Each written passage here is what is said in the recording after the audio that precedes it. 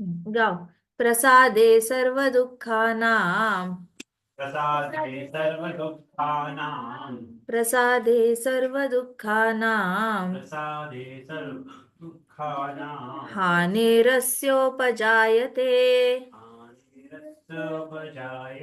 प्रसादे सर्वदुःखानां। प्रसादे सर्वदुःखानां। प्रसादे सर्वदुःखानां हानिरस्योपजायते। हानिरस्योपजायते। प्रसन्ना चेतसो यासु। चेतसो यासु। प्रसन्नचेतसो यासु। प्रसन्न चेतसो यासु। प्रसन्नो चेतयासु। प्रसन्नचेतसो बुद्धिः पर्यवतिष्ठते। बुद्धिः परितिष्ठते। बुद्धिः परिवष्टते। बुद्धिः पर्यवतिष्ठते। बुद्धिः परितिष्ठते। बुद्धिः पर्यवतिष्ठते। प्रसादे सर्वदुःखानां। प्रसादे सर्वदुःखानां। सर्वदुःखानां हानिरस्योपजायते। निरस्तोपजायते। हानिरस्तोपजायते। प्रसन्ना चेतसो यासु। प्रसन्नचेतसो यासु। बुद्धिः पर्यावतिष्ठते। बुद्धिः पर्यावतिष्ठते। पर्यावतिष्ठते। प्रसादे प्रसादे on achievement of causeless mercy of Lord. On achievement of causeless mercy of Lord. Serve Serve of all of all. दुःखानां material miseries.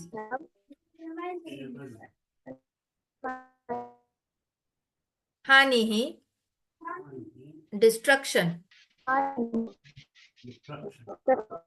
अस्य his उपजायते उपजायते। takes place. प्रसन्नचेतसः प्रसन्नचेतसः of the happy minded. of the happy mind. He certainly. He said Ashu very soon. बुद्धिः intelligence. बुद्धिः Intelligence.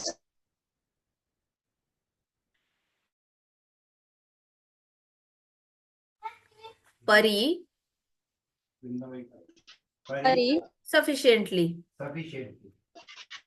sufficiently अवितिष्ठते अवतिष्ठते अवितष्टे becomes established. becomes established. Translation by Srila Prabhupada. Srila Prabhupada की जय। जय. For one thus satisfied Satisfied in Krishna consciousness, In Krishna consciousness, with Krishna consciousness, the threefold miseries the people the threefold misery of material existence of material of material existence exists no longer. exists no longer. is no longer. In such satisfied consciousness, Such satisfied consciousness, In satisfied consciousness, one's intelligence is one's intelligence soon well established. is soon well established. शाबाश. प्रभुपाद कहते हैं, देखो प्रभुपाद ने प्रसादे को किस में convert किया. हमारे लिए प्रसाद क्या होता है? खाना होता है ना. हमारे लिए प्रसाद का मतलब क्या है? खाना है या नहीं है? प्रसाद कुछ तो हम खाते हैं ना. Yes, माताजी. मतलब लेकिन प्रभुपाद क्या कहते हैं? प्रभुपाद कहते हैं कॉजलेस मर्सी ऑफ लॉर्ड, मतलब भगवान को कोई कारण ही नहीं है और वो आप पे कृपा दिखा देते हैं. मतलब he has actually no reason to give us mercy. हो सकता है हमारी जगह चलो कोई ऐसा इंसान हो जिसने बहुत ज्यादा ब्राह्मणों का खून किया हुआ है, मर्डर किया हुआ है, लेकिन वो भी अगर भगवान को भोग लगाएगा तो भगवान चखेंगे, उसको प्रसाद देंगे, नहीं देंगे क्या? देंगे। देंगे ना। अगर उसने बिना प्याज लहसुन का खाना बनाया और भगवान को भोग लगाया तो भगवान टेस्ट करेंगे या नहीं करेंगे? करेंगे। करेंगे पक्का। तो ये क्या हो गया? कॉजलेस मर्सी ऑफ लॉर्ड, मतलब भगवान को ना कोई कारण ही नहीं चाहिए होता है दया दिखाने के लिए। He is He fully doesn't merciful. He is मरते हैं ना भगवान के दर्शन। वो भगवान को ना कोई कारण ही नहीं चाहिए आपको कृपा दिखाने के लिए। तो मुझे एक कथा याद आ रही है। एक डाकू था। अब उस वो डाकू के पीछे कई सारे ये पड़े हुए थे, पुलिस पड़े हुए थे उसको पकड़ने के लिए। तो वो डाकू क्या करता है, भागते भागते भागते भागते कहाँ पे आके रुक जाता है, एक जगह पर कथा चल रही होती है।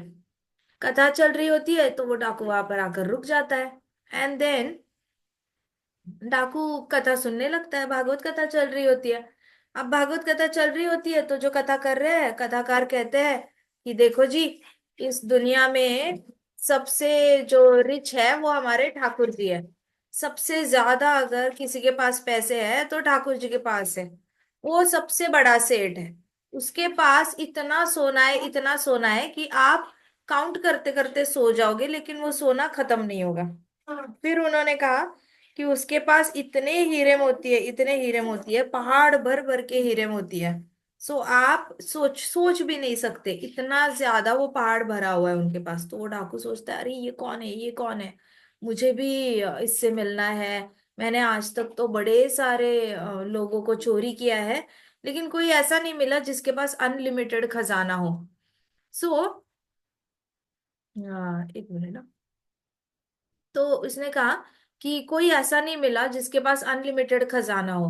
तो वो सोचने लग गया कि अरे ये भागवत कथा जो कर रहे हैं पंडित जी, 10,000 लोग बैठकर सुन रहे हैं इसकी कथा, ये झूठ तो नहीं बोल सकता। झूठ बोलना तो हम डाकुओं का, चोर उचक्कों का काम है। झूठ तो नहीं बोल सकता। कथा खत्म हुई और इस डाकू ने चाकू लगाया वो कथाकार के गले पे और कहता कि तू बता मेरे को ये सेठ कहाँ मिलेगा। ये जो सेठ तू बोल रहा था जिसके पास अनलिमिटेड सोना है और डायमंड्स है वो कहाँ मिलेगा? तो उन्होंने बोला जिला मथुरा में मिलेगा।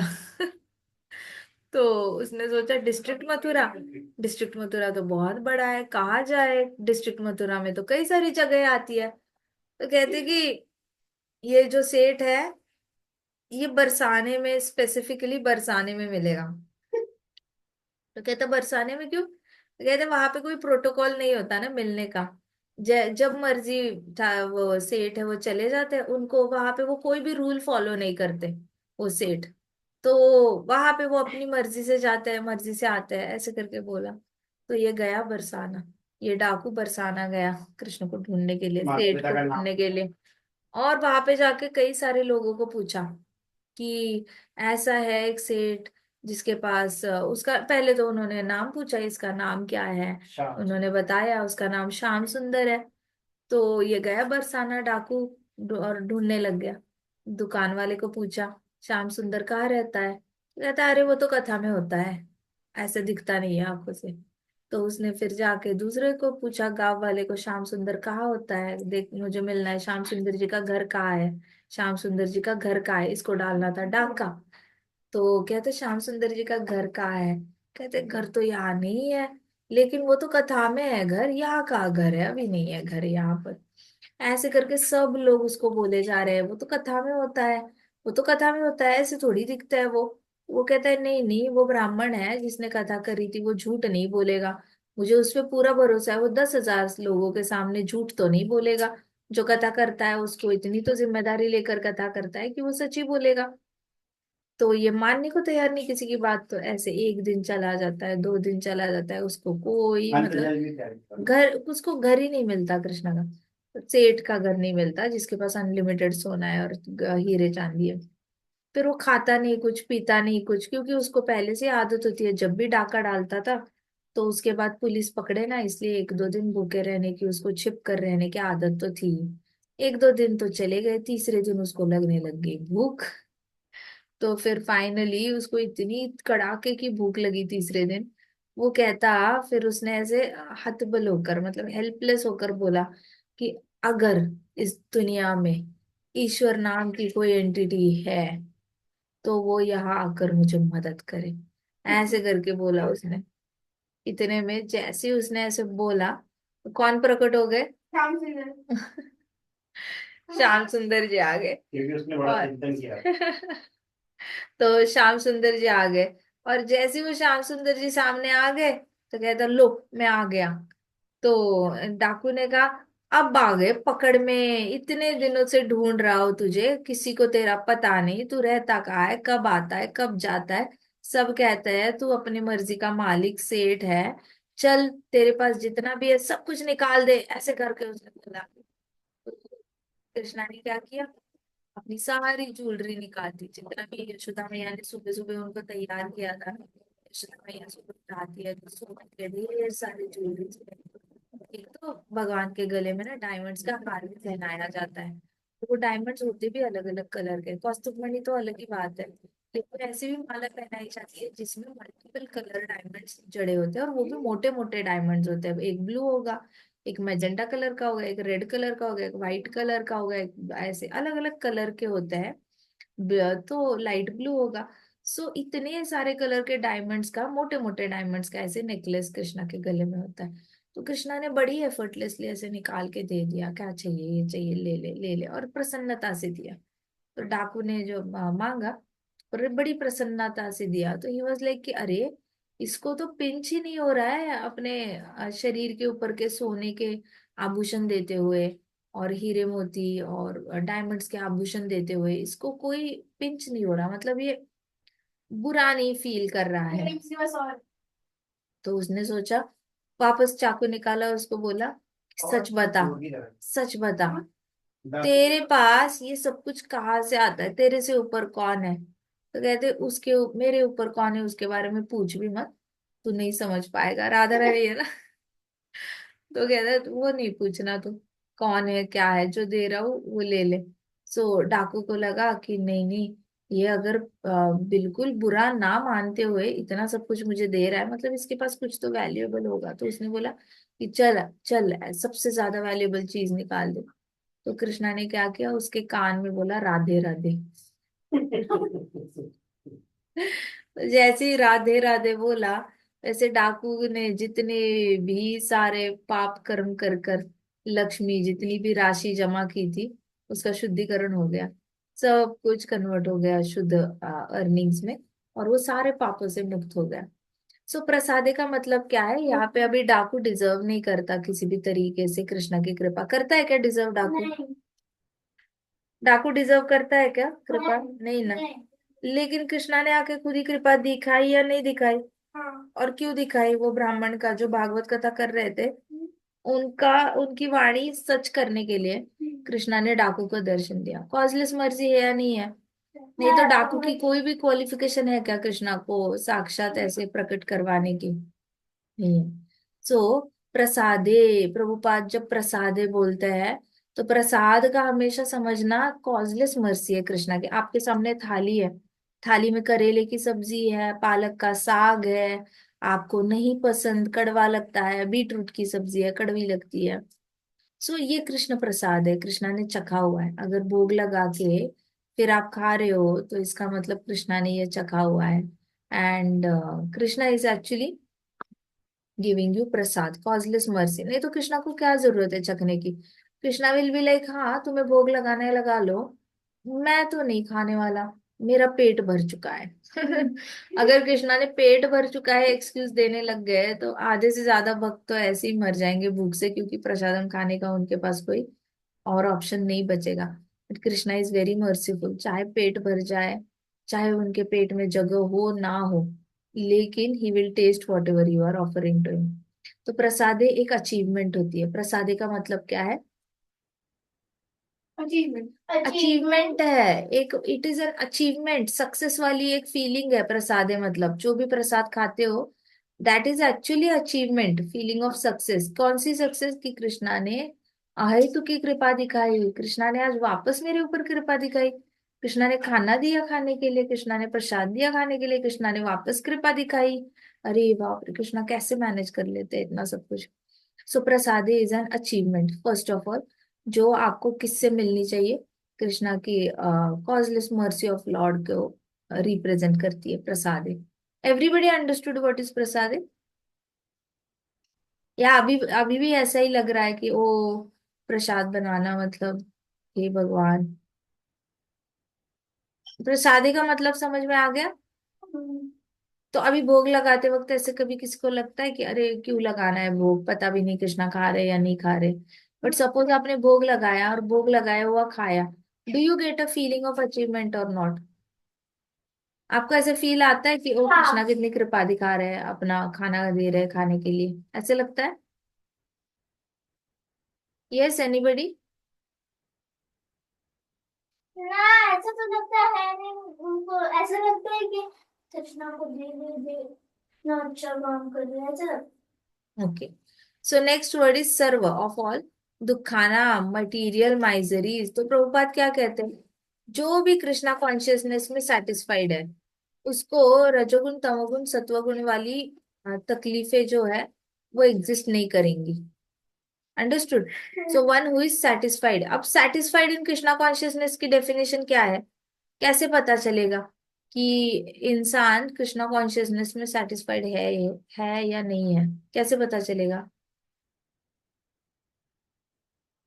बताना। है। कैसे पता चलेगा कि हम सेटिस्फाइड है या नहीं कृष्णा कॉन्शियसनेस में? उसको हैंकरिंग्स नहीं रहेंगी माता जी। हाँ माता जी, जैसे ग्रेटिट्यूड होता है ना, हर रोज पेपर पे हम लिखते हैं, thank you Krishna for giving trees, thank you Krishna for giving me mountains, thank you Krishna for giving me clouds, thank you Krishna for rains and sunny weather. तो ये सारा जो है, that is like satisfied in Krishna consciousness. शुरुआत में प्रैक्टिस करना पड़ता है, बाद में लोग ब्रश करते हुए या फिर इधर उधर जाते हुए भी फील कर पाते हैं, because you are suppose to be satisfied. भक्ति की पहली स्टेज होती है जहाँ पे आप सेटिस्फाइड हो। आपको अगर कोई भी इंसान ऐसे मिलता है भक्ति में जो कंप्लेन ही कंप्लेन किया जा रहा है और बहुत डिस्टर्ब हो चुका है किसी इंसान की वजह से, तो दैट मीन्स उसके लिए दिल्ली अभी दूर है।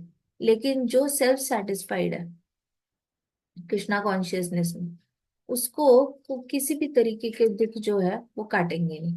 इन such satisfied consciousness once intelligence is soon well established. ऐसे जब आप सेटिस्फाइड रहोगे उसके बाद आपका इंटेलिजेंस जो है वो चलने लग जाएगा। So satisfied in Krishna consciousness की एक प्रैक्टिकल एक्सरसाइज है जिसमें हम लिखते हैं, thank you Krishna for giving me good family, thank you Krishna for giving me good health, thank you Krishna for giving me mountains and reverse and such a beautiful nature of the earth. Thank you, Krishna, for giving me beautiful birds around, aquatics are around. ऐसे करके thank you Krishna, thank you Krishna. आप अगर एक page भी दिल लगाकर, एक एक के दो पेजेस हो जाएंगे, तीन हो जाएंगे, जितने भी हो जाए, when you write these things, then आदि आत्मिक क्लेश, आदि भौतिक क्लेश और आदि दैविक क्लेश आपको तंग नहीं करते।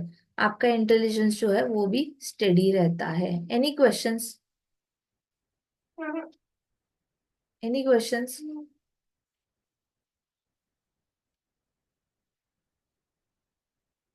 No questions?